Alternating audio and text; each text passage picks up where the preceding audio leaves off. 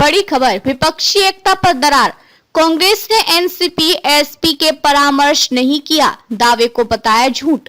सुप्रिया सुले बोली, जेपीसी में नाम पहले ही भेजा था। राजधानी में नया राजनीतिक घमासान।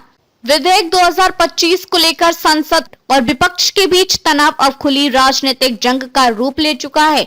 एक और जहां कांग्रेस और उसके सहयोगी दल इस विवादास्पद विधेयक को संविधान विरोधी और संघीय ढांचे पर हमला बता रहे हैं, वहीं विपक्षी गठबंधन इंडिया में शामिल दलों के बीच जेपीसी संयुक्त संसदीय समिति को लेकर गंभीर मतभेद उभर आए हैं। सबसे बड़ा टकराव कांग्रेस और शरद पवार की एनसीपी शरद चंद्र पवार गुट यानी एनसीपी एसपी के बीच देखने को मिला है। एनसीपी एसपी ने यह आरोप लगाया कि कांग्रेस ने दागी मुख्यमंत्रियों और मंत्रियों को हटाने वाले विधेयक पर घटे जेपीसी को लेकर उनसे कोई परामर्श नहीं किया। कांग्रेस का पलटवार, सूले को पहले ही बताया था। कांग्रेस ने एनसीपी के इस दावे को तथ्यहीन और भ्रामक बताते हुए कहा कि पार्टी की लोकसभा सांसद सुप्रिया सुले को इस सप्ताह की शुरुआत में ही जेपीसी के निर्णय की जानकारी दे दी गई थी। कांग्रेस के एक वरिष्ठ सांसद जो संसदीय रणनीति समूह का हिस्सा है, उसके अनुसार सुप्रिया सुले ने हमें जवाब में बताया कि एनसीपी एसपी ने 2 से 3 सप्ताह पहले ही जेपीसी के लिए एक सदस्य नामित कर दिया था, इसलिए यह कहना है कि कोई परामर्श नहीं हुआ सरासर गलत है। दरअसल जेपीसी का गठन अभी अधूरा है। सरकार ने समिति के 31 सदस्यों के नाम तय नहीं किए हैं, लेकिन यह बहस अब विपक्षी राजनीति का केंद्र बन गई है। क्या है विवादित विधेयकों का सार?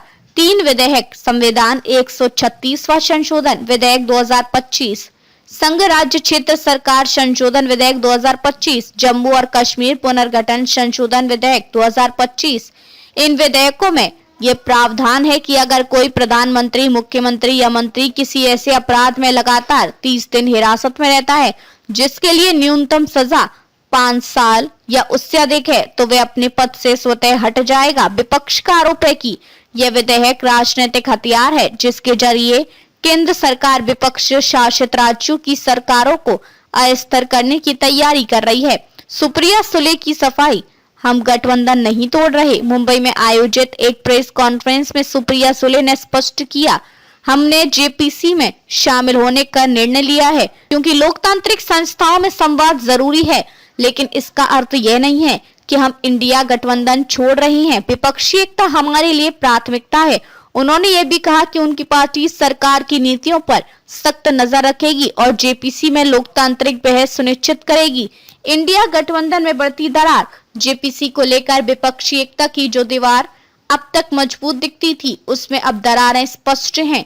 टीएमसी ने सबसे पहले समिति के बहिष्कार की घोषणा की थी, इसे तमाशा बताया था। सपा और आप ने भी इससे बाद पैनल से दूरी बना ली। आरोप लगाया कि सरकार विपक्षी सरकारें गिराने की साजिश कर रही है। द्रमुक, डीएमके, सीपीएम और कांग्रेस के कई नेताओं ने विरोध जताते हुए कहा कि जेपीसी से दूर रहना सरकार को खुला मैदान देने जैसा होगा। एक माकपा सांसद ने कहा, अगर हम बहिष्कार करते हैं तो संसद में असहमति की आवाज ही खत्म हो जाएगी। हमें समिति में जाकर सरकार को चुनौती देनी चाहिए थी। बिहार चुनाव की पृष्ठभूमि में रणनीति का टकराव, यह विवाद ऐसे समय में भड़का है जब बिहार विधानसभा चुनाव 2025 नजदीक है और विपक्षी गठबंधन एकजुटता बनाम अविश्वास की स्थिति में है। कांग्रेस के वरिष्ठ नेता ने कहा, हमने बहुत सोच विचार के बाद फैसला किया। विपक्ष को एक साथ रखना जरूरी था, लेकिन साथ ही जनता के सामने विधेयक की सच्चाई रखना भी उतना ही अहम था। राजनीतिक विश्लेषण, क्या विपक्ष की रणनीति फेल हो रही है?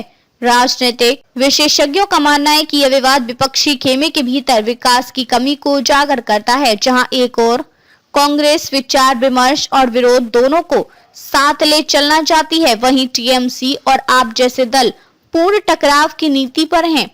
राजनीतिक विश्लेषक संजय झा का कहना है कि जेपीसी से दूरी बनाना विपक्ष के लिए दोधारी तलवार है। अगर सरकार बिना किसी विरोध के इस राजनीतिक विश्लेषण, क्या विपक्ष की रणनीति फेल हो रही है?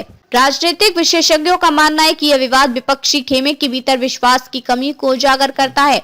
जहां एक और कांग्रेस विचार विमर्श और विरोध दोनों को साथ ले चलना चाहती है, वहीं टीएमसी और आप जैसे दल पूर्ण टकराव की नीति पर हैं। राजनीतिक विश्लेषक संजय झा का कहना है, जेपीसी से दूरी बनाना विपक्ष के लिए दोधारी तलवार है। अगर सरकार बिना किसी विरोध के इस विधेयक को पारित करा देती है तो इसका राजनीतिक फायदा बीजेपी को ही मिलेगा। आगे क्या? सरकार ने अब तक जेपीसी का औपचारिक गठन नहीं किया है। विपक्षी दलों के मतभेदों के बीच यह संभावना है कि जेपीसी में भाजपा और उसके सहयोगी दलों का ही वर्चस्व रहेगा। कांग्रेस के भीतर भी इस मुद्दे पर राय बंटी है। कुछ नेता बहिष्कार के पक्ष में हैं तो कुछ कहते हैं कि विपक्ष को संसद में रहकर लड़ाई लड़नी चाहिए। निष्कर्ष, जेपीसी को लेकर उठा यह विवाद न सिर्फ एक विधायी प्रक्रिया पर असहमति है बल्कि इंडिया गठबंधन की वास्तविकता का परीक्षण भी बन गया है। कांग्रेस और एनसीपी के बीच संवाद की यह टूटन आने वाले महीनों में विपक्ष की दिशा तय कर सकती है। राजनीतिक गलियारों में अब यह सवाल गूंज रहा है, क्या इंडिया गठबंधन सच में एकजुट रह पाएगा या यह जेपीसी विवाद उसका पहला बड़ा दरार साबित होगा?